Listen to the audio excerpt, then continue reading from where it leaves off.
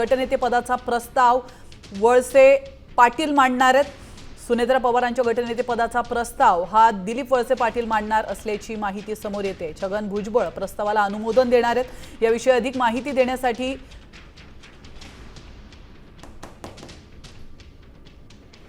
आपले प्रतिनिधी गिरीश कांबळे आपल्यासोबत जोडले गेलेले आहेत। गिरीश, अतिशय महत्त्वाची अपडेट समोर येते। सुनेत्रा पवारांच्या गटनेते पदाचा प्रस्ताव थोड्याच वेळात मांडण्यात येणार आहेत आणि छगन भुजबळ या प्रस्तावाला अनुमोदन देणार असल्याची देखील माहिती समोर येते। काय घडणार आहे या बैठकीमध्ये, सविस्तर माहिती?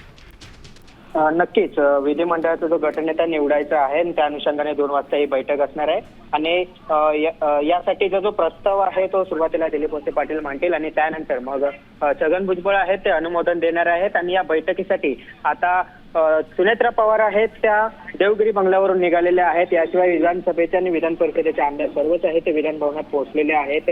ही बैठक अत्यंत महत्त्वाची आहे आणि त्या अनुषंगाने कारण सुनेत्रा पवार या उपमुख्यमंत्री पदाची शपथ घेणार आणि तत्पूर्वी त्यांना गटनेते निवडणं हे एक प्रक्रियेनुसार महत्त्वाचं आहे आणि त्यानुसार ही प्रक्रिया आहे ती आता पार पडणार आहे। 2 वाजता विधिमंडळात ही बैठक असणार आहे। विधिमंडळ पक्षाची बैठक बोलवण्यात आलेली आहे। दिलीप वळसे पाटील यासाठीचा जो प्रस्ताव आहे गटनेते पदासाठीचा तो मांडतील आणि मग छगन भुजबळ त्याला अनुमोदन देतील आणि त्यानंतर एक पत्र जे सह्यांचं पत्र आहे, सर्वांच्या संमतीचं पत्र आहे, ते पत्र मग राज्यपालांकडे सोपवलं जाईल आणि त्यानंतर सायंकाळी 5:30 नंतर शपथविधीचा कार्यक्रम असणार आहे तो पार पडणार आणि त्या अनुषंगाने लोकभवनमध्ये देखील हालचाली देखील सुरू आहेत।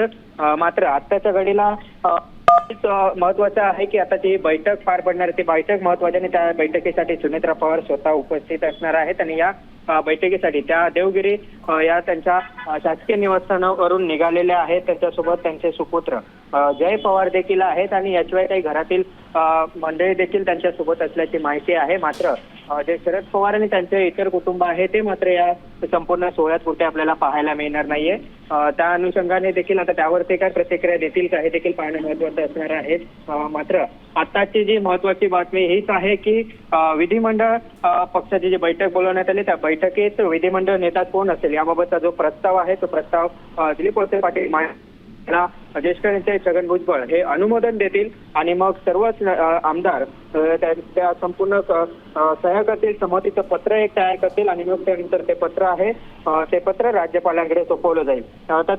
तत्पूर्वी आहे तो ज्या राज्यसभेच्या खासदार आहेत सुनेत्रा पवार त्या खासदारकीचा देखील त्या राजीनामा देणार आहेत आणि त्या संदर्भातील पत्र देखील जे राज्यसभेचे सभापती आहेत म्हणजे उपराष्ट्रपती CP राधाकृष्णन त्यांच्याकडे तो राजीनाम्याचं पत्र आहे ते पाठवलं जाईल आणि हे पत्र लेखी स्वरूपात आहे ते पाठवलं जाणार आहे। आवश्यकता असेल तर त्यांना स्वतः उपस्थित राहायचं मात्र तशा पद्धतीची आपण पाहतो सुनेत्रा पवार यांच्या गटनेते पदाचा प्रस्ताव आजच्या बैठकीमध्ये मांडण्यात येणार आहे। थोड्याच वेळात ही बैठक होणार आहे आणि या बैठकीमध्ये भुजबळ हे या प्रस्तावाला अनुमोदन देणार आहेत। धन्यवाद तुम्ही दिलेल्या महत्त्वपूर्ण माहितीबद्दल।